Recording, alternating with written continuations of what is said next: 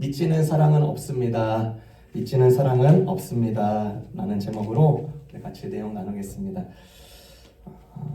16년 동안에 중단되었던 이스라엘 성전은 기원전 516년에 완성이 되었습니다. 그러니까 포로 생활이 기원전 586년에 있었는데 정확히 하나님께서 미리 알려주셨잖아요. 포로 생활에 거하지만 너희가 70년이 지난 이후에는 돌아오리라. 그래서 성전의 완공에 맞춰서 그 약속이 완벽하게 실현이 되었습니다. 그러나 성전만 중요한 게 아니었습니다. 성전을 포함한 마을 전체를 감쌀 성벽도 중요했습니다. 성벽. 여전히 폐허 가운데 있었다고 우리가 지난 시간 계속 이렇게 알았습니다. 그래서 느헤미야를 필두로 성벽 건축 진행을 52일 만에 완공을 하게 되었습니다.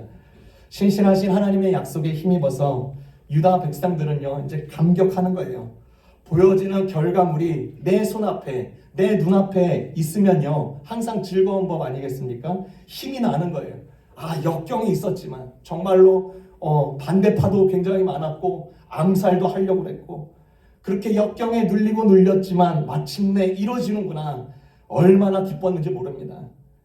하지만 이게 보여지는 성전 그리고 보여지는 성벽이 그들에게 전부는 아니었습니다. 느헤미야의 비전은 단순히 도시의 방어를 재건하는 것이 아니라 영적 공동체를 활성화하는 데 있었습니다. 느헤미야와 같은 세기에 글을 쓴 그리스 역사학자 투기트데스는요 이런 말을 했습니다. 도시를 만드는 것은 성벽이 아니라 사람이다 라고 지적한 바와 같이 느헤미야도 이것에 전적으로 동의하고 그것을 알고 있었습니다. 즉 무엇보다 중요한 것은 하나님 백성답게 세워지는 사람 자체가 더 중요하다는 것입니다. 공동체입니다.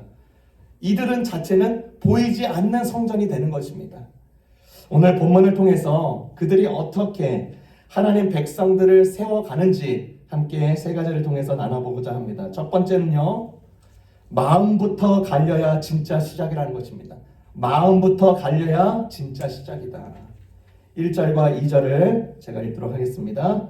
8장 1절 2절 모든 백성이 한꺼번에 수문 앞 광장에 모였다. 그들은 학자 에스라에게 주님께서 이스라엘에게 명하신 모세의 율법책을 가지고 오라고 청하였다. 7째 달 초하루에 에스라 제사장은 율법책을 가지고 회중 앞에 나왔다. 거기에는 남자든 여자든 알아들을 만한 사람은 모두 나와 있었다. 마을에 자리 잡고 살고 있는 이들뿐만 아니라 예루살렘 성벽 밖에 거주하는 많은 사람들이 하나님의 말씀을 듣고자 하는 공통의 열망으로 계속 이끌려서 모였습니다. 그들은 그 넓은 광장, 수문이라는 곳에 한 마음으로 굉장히 많은 수가 모였습니다. 큰 일을 이룬 후에 제가 하고 싶었던 것 다양했을 텐데 이들은 성경의 메시지를 듣고자 하는 이 공통된 열망이 다른 어떤 것보다 우선했습니다. 참으로 놀라운 것은요, 이 야외 집회에서 성경에 대한 이 요구는 지도자들에 의해서 시작된 것이 아니라 일반 사람들에 의해서 시작된 것입니다. 그들은 가장 먼저 그들에게 필요한 게 무엇인지 깨달았습니다. 농부가 밭을 갈듯이 이들은 자신들의 마음을 갈아엎어야 함을 알았습니다. 그리고 자신들의 마음을 갈아엎는 것은 갈아엎을 수 있는 것은 다른 어떤 것이 아니라 하나님의 말씀에 쟁긴 날이었음을 깨달았습니다. 미국의 유명한 경영대학원에서 한 교수님이요 시간 쓰는 법에 대해서 특강을 했습니다. 이 교수님이 특강을 위해서 큰 항아리를 갖고 왔어요. 그리고 그 항아리를 탁자에 놓고 주먹만한 돌들을 집어넣기 시작했습니다. 점차 이제 항아리 위까지 가득 차자 교수님이 묻습니다. 학생들에게. 이 항아리가 가득 찼나요? 물어봤더니 학생들이 네 그랬습니다. 그리고 이번에는 이 교수님이 항아리를 좌우로 흔들면서 아까 넣었던 주먹만한 돌보다 작은 사이즈인 자갈을 그곳에 채워 넣습니다. 그리고 묻습니다. 이제 가득 채웠나요? 학생들이 대답합니다. 네.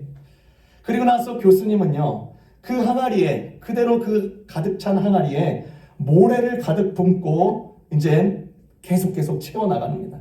돌들과 주먹만한 돌들과 자갈 사이에 이제 흙들이 들어가면서 자리 잡히면서 이제 다 자리를 잡은 거예요. 이제는 가득 찼네요. 그러는 거예요. 그때 학생들이 네 그랬습니다. 그러면서 교수님이 한 가지 질문을 더 합니다. 제가 여러분에게 보여준 것은 무슨 의미를 뜻합니까? 그래서 한 학생이 저 뒤에서 자신 있게 손을 들면서 얘기를 합니다. 네, 교수님. 아무리 스케줄이 가득 찼다 해도 언제든지 짜투리 시간을 이용해서 더 많은 일을 할 수 있다는 뜻입니다. 네, 교수님이 대답하기를 아닙니다. 하고 말을 이어가요. 항아리에 자갈이나 모래를 먼저 집어넣으면 큰 돌은 결코 집어넣을 수 없습니다. 여러분의 인생의 큰 돌, 한 개나 두 개, 가장 소중한 것이 무엇인지를 생각하시고 그것을 우선적으로 여러분의 마음속에 집어넣으십시오. 여러분, 이스라엘 백성들은요, 바로 알았습니다. 무엇이 그들 삶 가운데 가장 큰 돌이 그들 가운데 채워져야 될지, 자기 마음속에 무엇을 가장 먼저 두어야 하는지를 알았습니다. 하나님의 말씀이었습니다. 이스라엘 사람들은요, 굶주린 자가 음식을 갈망하듯이 하나님의 말씀을 갈망했습니다. 우리의 일생을 돌아볼 때요, 우리의 일생을 통해서 우리 마음밭에 채울 것은 다 이것저것 다 채웠다가 맨 뒤에 가서야 하나님의 말씀을 채우려고 하는 행동은 아닌지 우리에게 도전을 주고 있는 것입니다.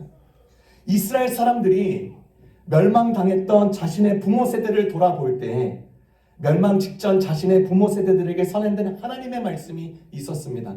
예레미야 4장 1절에서 4절입니다. 여러분의 노트에 나옵니다. 참으로 나 주가 말한다. 유다 백성과 예루살렘 주민아, 가시덤불 속에 씨를 뿌리지 말아라. 묵은 땅을 갈아엎고서 씨를 뿌려라. 유다 백성과 예루살렘 주민아, 너희는 나 주가 원하는 할례를 받고 너희 마음의 포피를 잘라내어라. 그렇지 않으면 너희의 악한 행실 때문에 나의 분노가 불처럼 일어나서 너희를 태울 것이니 아무도 끌 수가 없을 것이다. 하나님의 지적은 정확했습니다. 마음 중심을 보시는 하나님께서 우리 인간들의 마음에 허망한 자갈과 모래로만 가득 차 있는 그들의 마음 상태를 정확히 아셨습니다. 그래서 하나님은 너희의 마음밭을 갈아엎어라 라고 했습니다. 덧붙여서 가시덤불 속에 씨를 뿌리지 말아라 라고 했습니다. 아무런 효과가 없기 때문입니다. 그런데도 사람은 그렇게 합니다. 제가 고등학교 때 같은 반 친구 중에요, 그 유독 이렇게 얼굴에 여드름이 굉장히 울긋불긋하게 많이 난 애가 있었습니다. 저희 남자 고등학교인데 뭐 호르몬이 좀 많아서 그러나 보다 생각할 수 있는데, 근데 너무 많아요. 많아도 너무 많아서 생긴 거는 너무나도 반듯한데 여드름이 너무 많고 막 터질 것 같으니까 너무 많이 보는 사람에게도 아찔하게 이렇게 만들 경우였어요. 그렇게 분위기가 되는 것입니다. 걔만 나타나면. 그 친구가요, 너무 속상한 거죠. 그래서 스킨케어서부터 여드름 억제 크림, 흉터나지 말라고 바르는 연고를 열심히 몇 개월을 사용해도 낫지가 않는 거예요. 얼굴에 뭐가 난다고 해서 자꾸만 연고를 발랐는데 후에 얘가 의사를 통해서 알게 된 거는 장에 문제가 있었던 거예요. 그 친구가 자기의 식생활과 그 다음에 삶의 습성에 문제가 있었음을 알게 된 것이죠. 그리고 거기서부터 고치고 놀랍게도 얼굴이 말끔하게 아주 치료가 되었습니다. 여러분, 병이 나면 속을 고쳐야지 겉만 아웅다웅하면서 고친다고 아무런 결과를 기대할 수는 없는 것입니다. 우리가 2025년을 맞이했습니다. 이 환경과 상황은요, 각 개인마다도 너무나도 다양하고 공동체마다도 다양하고 국가적으로도 다양하게 나타납니다. 벌써 시작되었습니다. 국가적으로 보면 한국은 참으로 혼란스럽습니다. 정치는 갈 길을 잃었고 참사는 일어나고 미국은 새로운 대통령을 취임에 앞두고 있는데 벌써 경제 비상선포를 해야 되나 마나 노심초사 고민하고 있습니다. 서부 지역에는 큰 재난이 나서 벌써 88조 원의 막대한 피해가 발생했습니다. 저는 그 불타는 장면을 뉴스로 보면서 제 한국의 예전에 정말로 너무나도 아름다웠고 멋졌던 그 남대문이 탔던 장면이 생각이 났습니다. 나라가 흔들리고 경제가 흔들리고 가정이 흔들릴 때, 내 개인이 어떤 상황에 의해서 흔들릴 때 우리가 더욱더 집중해야 될 지점은 우리의 마음밭에서부터인 것입니다. 이스라엘 백성들도요, 참으로 실로 너무나도 많이 흔들렸던 민족입니다. 그 이스라엘 민족의 그 국가적 위치는 샌드위치 격이었습니다. 위에서 나라가 때리면 맞고 아래서 때리면 또 맞고, 그래서 유력한 사람을 찾고 외교력을 잘 펼쳐서 모면하려고만 했습니다. 그럴수록 더욱 자기의 마음밭을 돌아보지 않았습니다. 이제 느헤미야를 통하여서, 에스라 제사장을 통해서 다음 세대들의 이스라엘 사람들은 정확하게 깨달았습니다. 무엇부터 시작해야 될지 실천에 옮겼습니다. 말씀의 쟁긴 날 앞에 자기 자신을 세웠습니다. 그리고 말씀을 낭독하고 설명을 들으면서 그들의 마음이 점차 녹아지기 시작합니다. 점차 그 마음밭이 갈리기 시작합니다. 새로운 시즌을 맞이한 이스라엘 사람들의 말씀으로 시작한다는 것, 참으로 고무적인 것입니다. 새해에 얼마나 하고 싶은 게 많겠습니까? 새로 짠 레졸루션대로 계획을 가지고 삽니다. 경쟁에 뒤처지지 않기 위해서 발걸음을 분주하게 움직입니다. 맞습니다. 그런데 이스라엘 백성들은 말씀 앞에 가장 먼저 멈추었습니다. 우리에게도 큰 도전이 되는 거예요. 여러분이 이번에 새로 교회를 통해서 받은 달력이 있습니다. 그 달력을 잘 보시면 여러분들 벌써 눈치채셨을 것이에요. 그 달력 날 아래 성경 구절 읽기가 체크되어 있습니다. 한번 도전해 보세요. 또 교회에서 공동체 읽기를 하려고 해요. 날짜에 맞추어서 다 같이 성경을 읽을 계획입니다. 또 개인적으로 여러분이 받은 성경의 맨 뒤에 페이지에 보면은 성경 읽기표가 있습니다. 성경을 읽을 때마다 거기 체크하시면 돼요. 모르면 넘어가시고 이해가 안 되시면 넘어가도 되는 것입니다. 후에 질문을 하셔도 되는 것입니다. 그래서 저는 늘 이렇게 추천을 하지만 성경 이거 봤다가 저거 봤다가 이거 봤다가 저거 봤다 이렇게 하는 거는 별로 추천 안 합니다. 권으로 읽기를 추천합니다. 야고보서면 야고보서 다 읽고 나서 이제 다른 거. 잠언을 읽었으면 잠언 다 읽고 다른 거. 권으로 읽기를 추천해요. 그래도 힘들다. 그래도 힘들어. 이 성경은 왜 이렇게 힘든 거야? 그래도 힘들다. 그러면 성경책 옆에라도 두시고 쳐다만 보기라도 하세요. 쳐다만 보기라도. 영국의 총리 윈스턴 처칠이 이런 말을 했습니다. 책을 다 읽을 시간이 없으면 최소한 만지고 쓰다듬기라도 해라. 쳐다보기라도 해라. 읽지는 않더라도 구경만 하더라도 어느새 그러다 보면 원페이지에 펴지고 있는 거예요. 정확한 지적입니다. 초반 며칠, 몇 주는 잘하다가 금방 멈춰버리는 경우도 있습니다. 압니다. 그래서 늘 성경 일동을 도전을 했는데 안 되는 거예요. 그래도 느리더라도 포기하지 마시는 거예요. 제가 며칠 전에 도네이션을 받는 곳에 저희 개인 짐들을, 집안에 있는 짐을 주러 갔습니다. 원래 연말 연초에 이렇게 정리를 쫙 해서 이렇게 그렇게 하지 않습니까? 미국 사람들이 그래요. 연말에 집 청소 막 하면서 이제 도네이션 할 거, 버릴 거 딱 정리하는 연초까지 해가지고 그 다 기간에 넘깁니다. 연초에 이제 정리된 물건을 버리던지 도네이션 기간에 이제 주는데, 이제 요번에 도네이션 기간에 갔더니만 이 도네이션을 받는 기간에 너무나 물건을 많이 받아가지고 돌아가라는 거예요. 안 받는다는 거예요. 그래서 다시 싣고 돌아왔습니다. 그랬더니 제 와이프가 그러는 거예요. 원래 그래, 연초에 미국 사람들 정리 쫙 다 하고 이렇다고 하다가 또 연초에 또 헬스도 끊어.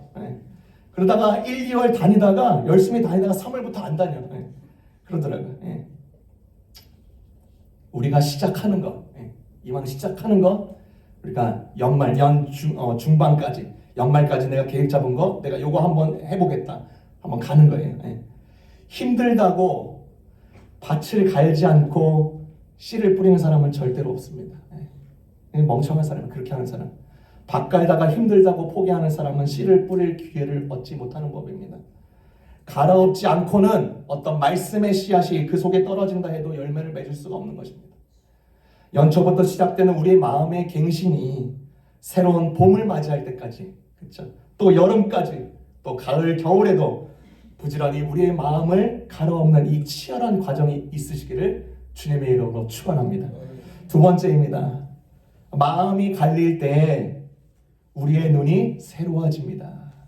마음이 갈려야 우리의 눈이 새로워집니다.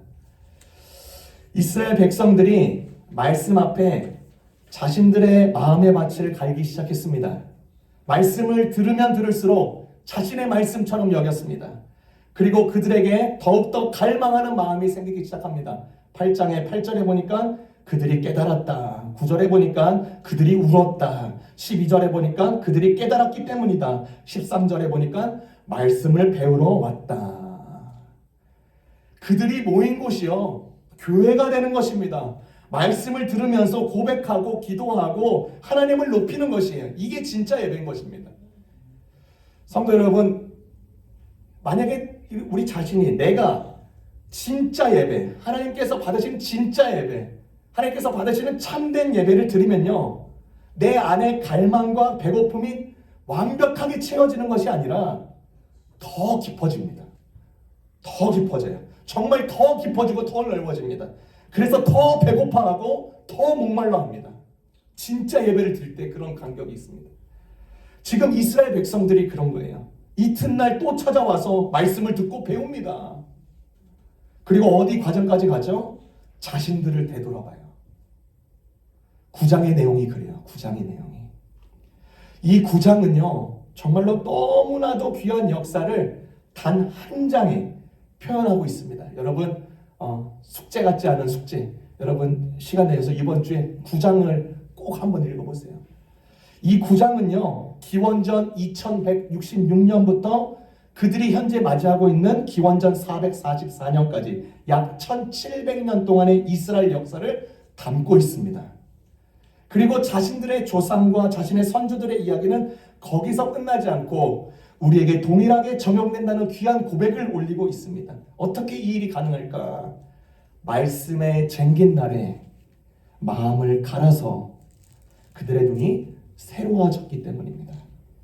9장 5절에서부터 37장이 그들의 고백이 나옵니다. 역사와 더불어 그들의 고백이 나옵니다. 진실된 기도입니다. 이게 다 읽지 못하지만 하나님과 그리고 사람들과의 있었던 행동들을 간략하게 말하자면 이렇습니다. 하나님께서 택하시고 이끌어내시고 고치셨다. 고통을 보셨다. 사람들의 부르짖음을 들으셨다. 놀라게 하셨다. 말씀하셨다. 새롭게 알려주셨다.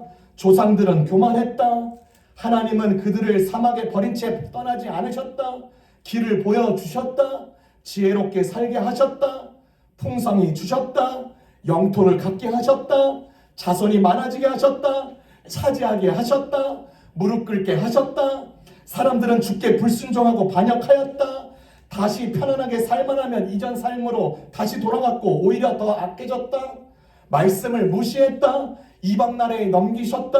하지만 완전히 끝장내지는 않으셨다. 제가 동사만 뽑아서 얘기한 거예요. 이스라엘 사람들 대대로 마음이 완고해 있을 때는요, 스스로 잘 본다고 여겼습니다. 그들이 참담한 결과를 그대로 떠안았습니다. 그러나 그들의 마음이 부드러워지고 갈아엎어졌을 때는 스스로가 말하길 저는 잘 못 봅니다. 여전히 약한 존재입니다라고 고백을 했습니다. 그때야말로 스스로가 가장 잘 봤던 때인 것입니다. 9장에서 봤다시피 그들은 모호한 언어 뒤에 숨지 않았습니다. 구체적으로 무엇을 잘못했는지 직시했고 마음을 아파했습니다. 하나님께서 구하시는 제사가 바로 이런 제사인 것입니다. 우리도 마찬가지입니다. 잘 본다고 하는 사람들, 오히려 마음이 강팍하고 완악해져서 그런 발언들을 할 때가 많습니다. 사실 눈이 감겨져 있는 상태죠.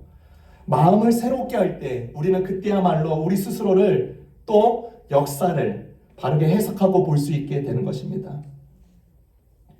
우리나라에 뛰어난 자들이 정말 많지만 이 자는 너무나도 특별합니다. 그가 중학교 2학년 때 축구공에 맞아서 실명을 하게 되었습니다. 후천적인 장애로 인해서 고통이 더욱더 컸습니다. 최초의 맹인 박사인 강영우 박사입니다. 미국에서 차관보까지 하신 분입니다. 그렇지만 그가 그 어린 시절에 그 좌절에 굴하지 않고 유학까지 갔습니다. 한때 그 자의 이제 가족들과 식사를 하면서 큰 아들이 이제 어릴 때 같이 식사를 하는데 그 큰 아들이 식사 기도를 이렇게 합니다. 아버지가 맹인이라서 불쌍합니다. 내가 의사 되어서 아버지 눈뜨게 해주세요. 그렇게 기도하는 거예요. 가슴이 아픈 기도니까 그냥 그 아버지도 그냥 모른 척 하면서 넘어갈 수 있었습니다. 근데 아버지는 거기서 단호하게 말씀하셨습니다. 너가 너에게 해줄 말, 한 가지 칭찬과 한 가지 잘못된 것을 너에게 말해주고 싶다. 한 가지 칭찬은 아빠의 아픔으로 의사될 꿈을 꾸는 것은 잘한 것이다. 근데 한 가지 잘못은 보지 못하는 것은 불쌍한 것이 아니야. 건강한 사람도 못하는 것을 할 수 있단다. 어둠 속에서도 책을 읽을 수 있어. 그날 이후부터 이 아이가 자기 전마다요, 아버지가 점자책, 만져서 읽는 책이죠. 점자책으로 성경과 다양한 책들을 읽어주었습니다. 그 큰 아들이 나중에 하버드 의대 시험을 치르게 됩니다. 입시 에세이 주제가 당신 인생을 바꾼 사건을 쓰라였습니다. 큰 아들이 그때 이야기를 썼어요. 아버지가 맹인이다. 눈뜬 내가 아버지를 인도한다라고 생각을 했다. 근데 아니었다. 어둠 속에서 읽어주는 성경, 글로 인해서 내 인생이 변화되었다. 사실 눈 감은 아버지가 눈뜬 나를 인도해 주었다. 이것이 Bad Time Story in the Darkness, 이런 제목의 에세이인 것입니다. 입학처장이 이 에세이를 보고 깜짝 놀랐어요. 아버지에게 직접 전화합니다. 당신의 아들의 에세이를 읽고 모두가 감동을 받았습니다. 당신의 아들이 자랑스럽습니다. 꼭 우리 학교로 아들을 보내주십시오. 여러분, 이 아들이 눈을 뜨게 된 시점은 아버지와 그때의 대화 이후였습니다. 어둠 속에서도 책을 읽을 수 있다. 아버지의 이 말에 완전히 자신의 마음을 바꿨습니다. 아버지가 읽어준 성경에도 많은 영향을 받게 되었습니다. 그 일로 그 아들의 눈이 완전히 새로워진 것이죠. 성경에서는 마음과 눈을 하나처럼 묘사할 때가 있습니다. 우리의 마음이 갈아엎어지면 우리의 눈이 새로워지고 삶을 바로 해석하게 되고 기초를 굳건하게 쌓게 됩니다. 또 그래서 우리의 눈이 새로워지면 또 역으로 우리의 마음에 좋은 것들로 채우려는 갈망이 계속 생깁니다. 서로 상호작용을 하는 거예요. 계속. 이것이 이스라엘 공동체가 마주하는 진짜 개혁이 지금 일어나고 있는 것입니다. 이런 개혁의 운동이, 이런 모멘텀이 우리 공동체에서도, 우리 개개인적으로도 계속 일어나기를 주님의 이름으로 축원합니다. 마지막입니다. 세 번째, 결국 믿지는 사랑은 없습니다.